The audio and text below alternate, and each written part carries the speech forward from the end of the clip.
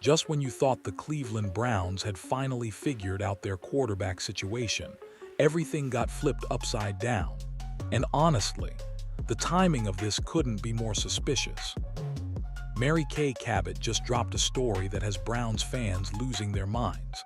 The headline alone was enough to send shockwaves through Cleveland. Ty Simpson, the Alabama quarterback with only 15 career college starts, is reportedly on the Browns' radar. And according to some NFL draft experts, he's supposedly better than Fernando Mendoza. Let that sink in for a moment. The same organization that just released a full cinematic promotional video declaring Shedeur Sanders as their franchise quarterback is now reportedly looking at another signal caller. The same front office that told everyone Shedeur only needed to beat out Deshaun Watson and Dylan Gabriel is apparently shopping for more competition. The same Browns that made us all believe the quarterback controversy was finally over might be creating an entirely new one.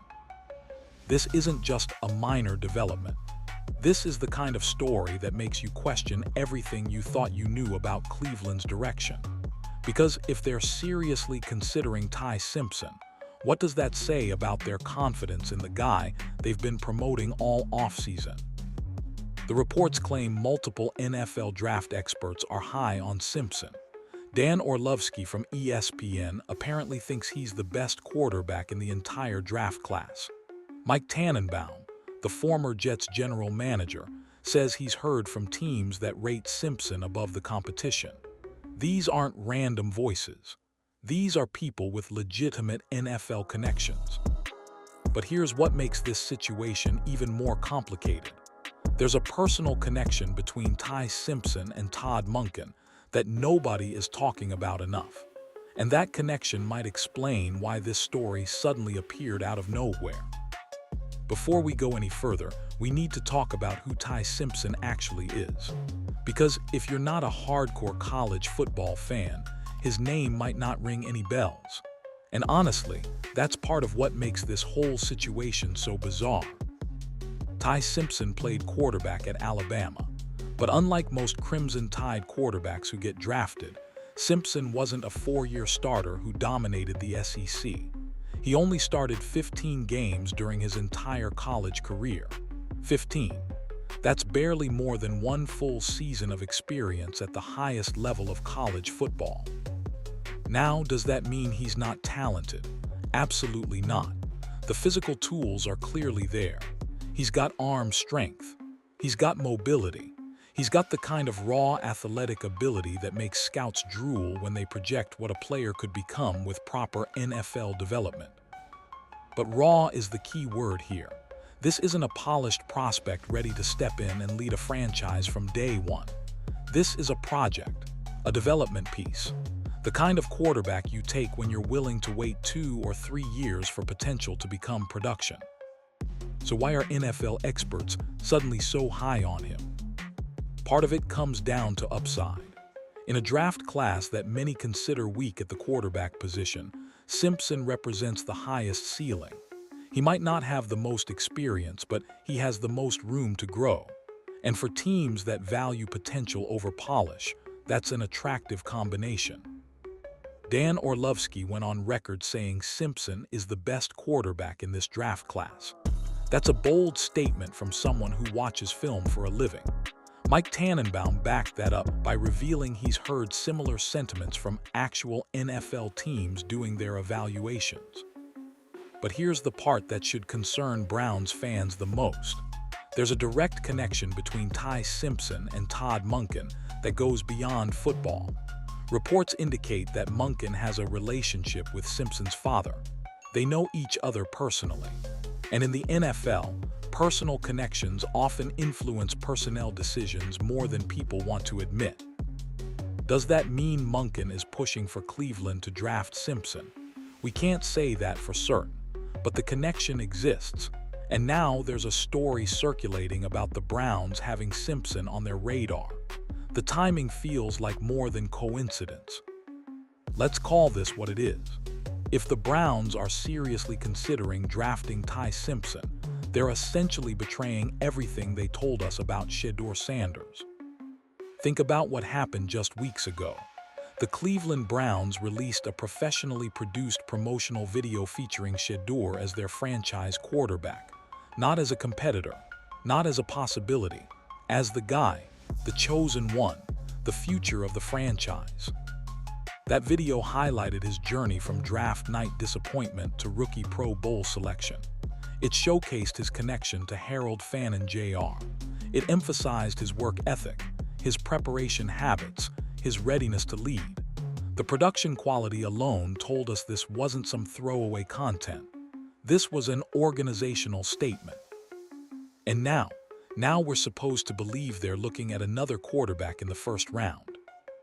The original plan seemed clear. Shedeur was going to compete for the starting job against Deshaun Watson and Dillon Gabriel. That was the competition. 3 quarterbacks battling it out in training camp, with Shedeur positioned as the favorite based on his rookie performance. Adding Ty Simpson to that mix changes everything. It signals that the organization might not trust Shedeur as much as they publicly claimed. It suggests that all those promotional materials were more about content engagement than actual commitment. It raises questions about whether Cleveland's front office says one thing while believing another. Browns fans have been burned before. They've watched this franchise promise stability at quarterback only to change direction at the first sign of doubt. They've seen franchise quarterbacks get replaced before they ever had a real chance to develop. The pattern is exhausting. And now, despite all the Shedeur promotion, despite the Pro Bowl selection, despite the chemistry with young playmakers, there are reports about another quarterback entering the conversation. Reports that make you wonder if anything the Browns say publicly can actually be trusted. We need to address the elephant in the room, because the source of this entire story raises some serious questions about journalistic integrity and the state of Cleveland sports media. Mary Kay Cabot published the Ty Simpson article claiming he's on the Browns' radar and that NFL experts rate him above Fernando Mendoza. The headline was explosive. The implications were significant. It was exactly the kind of story that generates massive engagement from a fan base desperate for quarterback clarity. But here's where things get interesting. Just hours after publishing that article, Mary Kay went on local radio. And what she said during that interview completely contradicted the energy of her written piece. She admitted she doesn't actually think the Browns will draft Ty Simpson.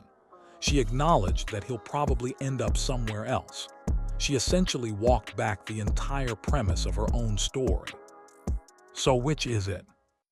You can't publish an article suggesting there's a very high chance Simpson comes to Cleveland and then go on air saying he'll probably end up elsewhere. That's not journalism. That's clickbait.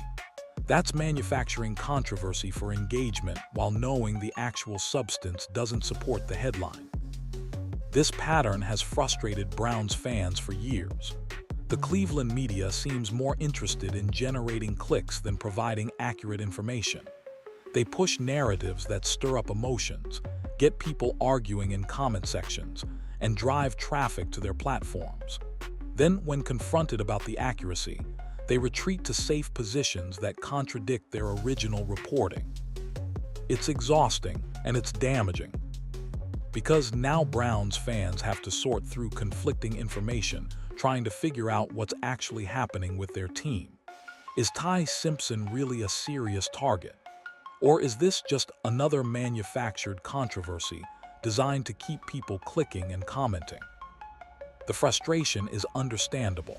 When you can't trust the reporters covering your team to give you straight information, how are you supposed to know what to believe?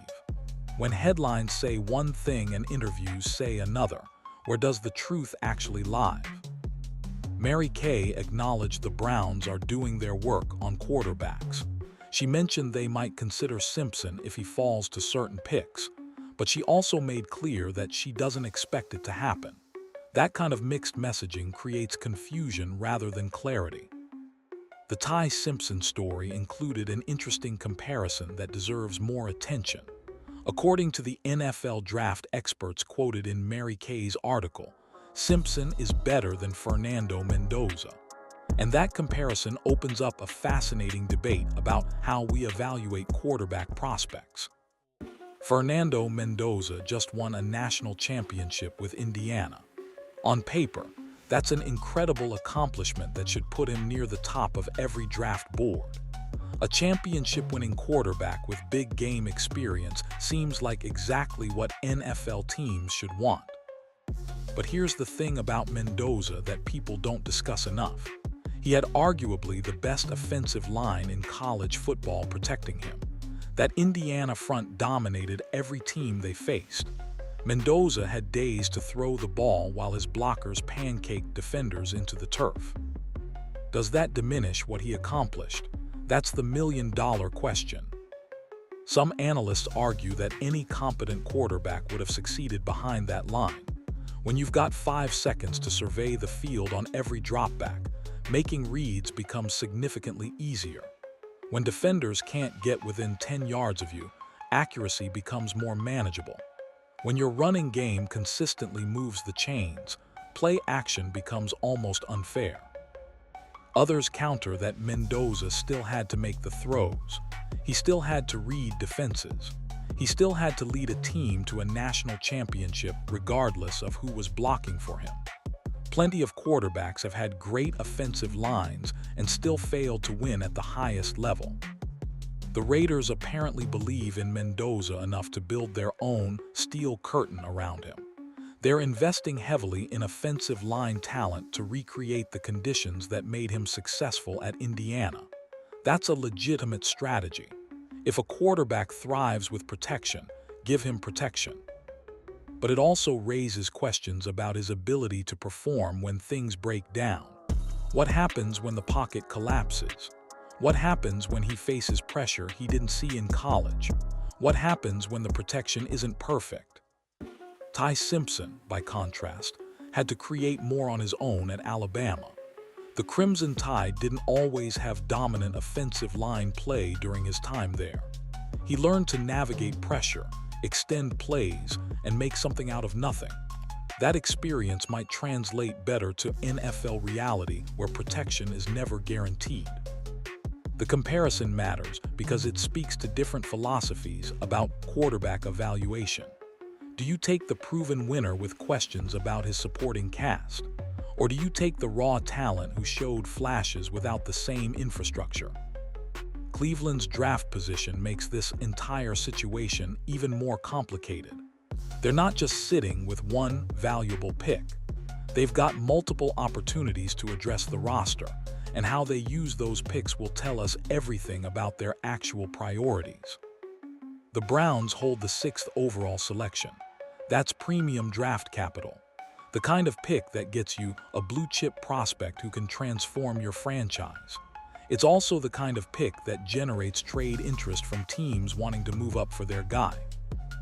Mary Kay Cabot has suggested the Browns might look to trade down from 6 unless they decide Ty Simpson is their target. That indicates the organization might not see a can't-miss prospect at that spot who fits their needs.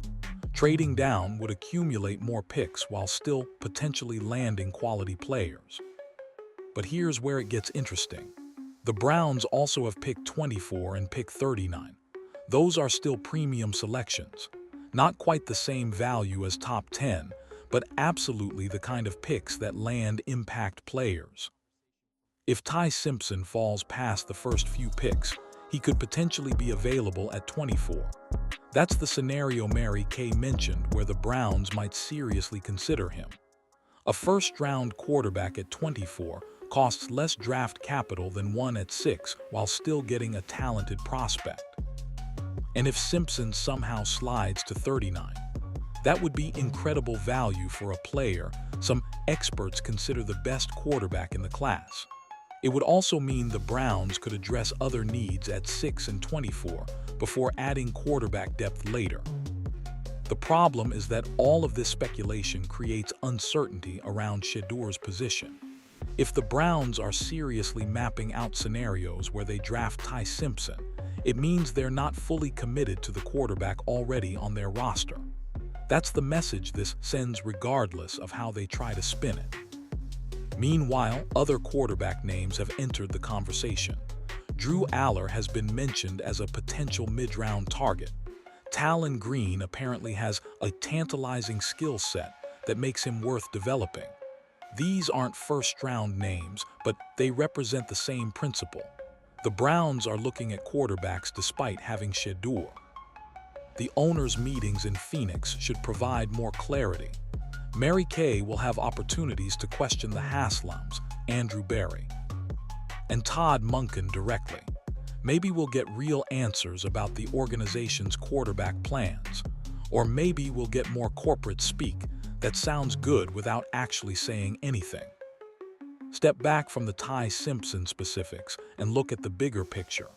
What does it say about an organization that potentially drafts quarterbacks every single year? Because that's the pattern Cleveland seems to be following. They drafted Shedeur Sanders. He showed promise as a rookie, made the Pro Bowl, built chemistry with young playmakers, did everything a fifth-round pick could possibly do to prove he belongs, and the organization's response, apparently to immediately start evaluating his potential replacements. That's not how you build quarterback stability. That's not how you develop confidence in a young signal caller. That's not how successful franchises operate. Look at the teams that have sustained success in the NFL. They find their quarterback and they commit. They don't hedge every offseason.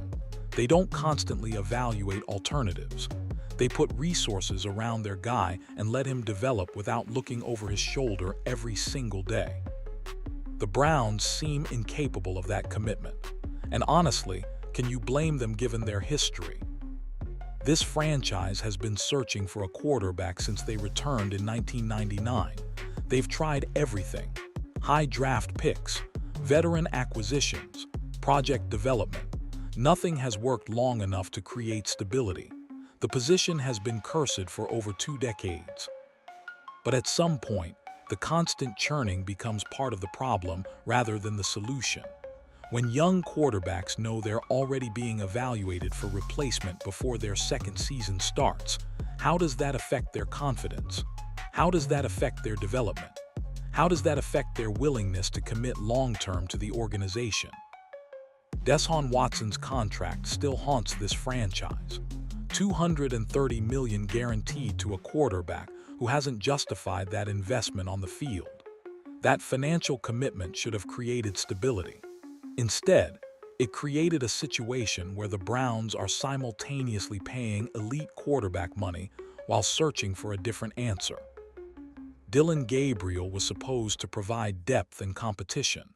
Now he's potentially competing against both Shedeur and whoever the Browns draft. How does that affect his development? How does that affect his trade value if they decide to move on? The quarterback room is becoming crowded with uncertainty rather than clarity, and adding Ty Simpson to the mix would only make it more chaotic. So where does this leave Shedeur Sanders, the fifth-round pick who exceeded every expectation, the rookie Pro Bowler who seemed to have secured his position, the quarterback the Browns publicly declared as their franchise future? Honestly, his position looks a lot less secure than it did a week ago. The promotional video feels hollow now. All that talk about draft position not defining the journey rings differently when the organization is actively scouting potential replacements. The commitment seemed real until reports emerged suggesting otherwise. Shedeur did everything right. He stayed quiet during the offseason. He worked with his receivers. He developed chemistry with his teammates. He avoided controversy and focused on improvement. That's exactly what you want from a young quarterback trying to establish himself. And his reward for that professionalism: stories about the Browns targeting other quarterbacks, reports about Ty Simpson being better than the competition, speculation about first-round picks being used on his potential replacement. The anybody but Shedeur crowd in Cleveland media must be celebrating. They pushed for Kyler Murray. They begged for Malik Willis. They dreamed about J.J. McCarthy. Now they've got new ammunition. Now they can point to Ty Simpson as the answer while dismissing everything Shedeur accomplished. But here's what they're missing. Shedeur Sanders already produced in the NFL. He already showed he can play at this level. Ty Simpson has 15 college starts and 0 professional snaps. The potential might be higher, but the proven production isn't even close. That's the gamble the Browns would be making, trading known quantity for unknown potential, betting on ceiling over floor. Hoping that development pays off when they already have someone who developed faster than expected. Maybe Ty Simpson becomes a franchise quarterback. Maybe the raw tools translate into NFL success. Maybe the connection to Todd Monken helps his transition. Anything is possible. But maybe isn't certainty, and Cleveland has been burned by maybe too many times. This entire situation exposes something deeper than quarterback evaluation. It reveals a fundamental trust crisis between the Browns organization, their media, and their fan base.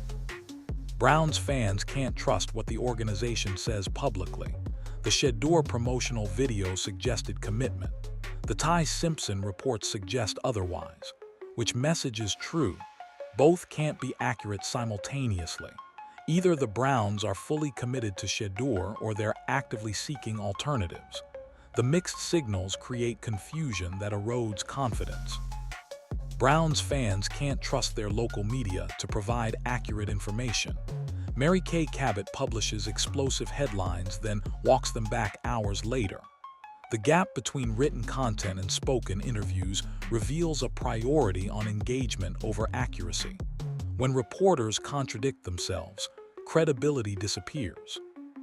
And perhaps most damaging, Browns fans can't trust that patience will be rewarded.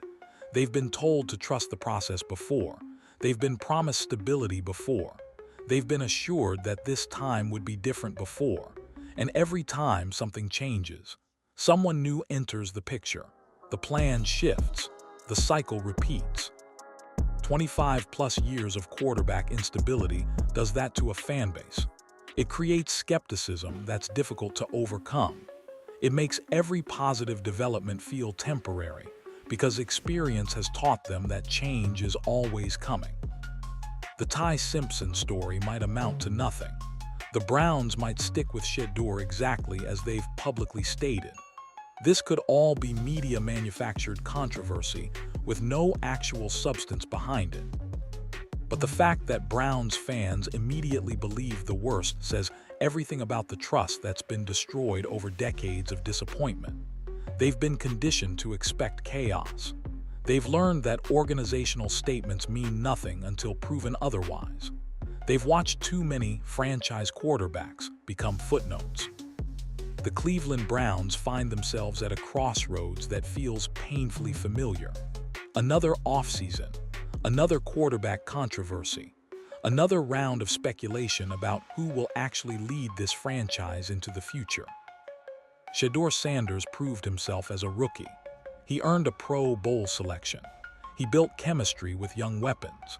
He did everything a fifth-round pick could possibly do to establish himself as the answer. And yet here we are, discussing whether the Browns might draft his replacement before he even gets a full season as the starter.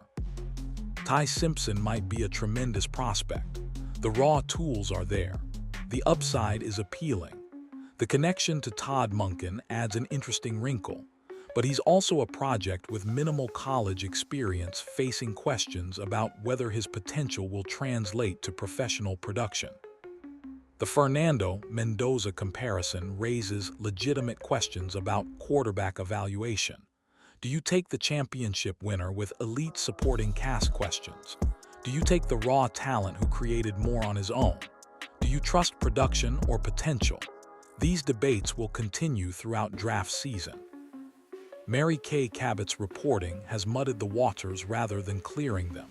Publishing explosive content, then contradicting it on air helps nobody. Browns fans deserve accurate information, not engagement farming disguised as journalism. The credibility issues with Cleveland media make every story harder to evaluate. The draft picks are valuable. Number 6, 24 and 39 represent significant capital that could transform the roster. How the Browns use those selections will reveal their true priorities regardless of what they say publicly. Actions speak louder than promotional videos. The owners' meetings might provide clarity, or they might provide more corporate speak that sounds good without actually committing to anything. Browns fans have learned to expect the latter while hopping for the former. What happens next will define Cleveland's direction for years to come. Do they commit fully to Shedeur Sanders and build around him? Do they hedge their bets by adding another quarterback? Do they trade down and accumulate assets?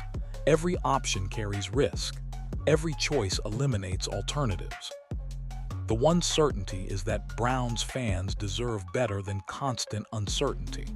They deserve an organization that says what it means and means what it says. They deserve media that prioritizes accuracy over engagement. They deserve a franchise that commits to a direction and follows through. Whether they'll actually get any of that remains the biggest question of all. Cleveland has been waiting decades for quarterback stability. The search continues. The debates rage on. The uncertainty persists. And somewhere in all the noise, Shedeur Sanders and Ty Simpson represent two very different answers to the same question. Who will lead the Cleveland Browns into the future? After everything we've seen, after all the reports and contradictions and promotional content, the honest answer is that nobody actually knows. And that uncertainty might be the most Cleveland thing of all. The story is far from over. The draft approaches. The owners' meetings loom. The decisions that shape this franchise's future will be made soon. And when they are, everything we've discussed will either be validated or exposed as manufactured drama. Until then, Browns fans wait. Again, still, always. Some things in Cleveland never seem to change.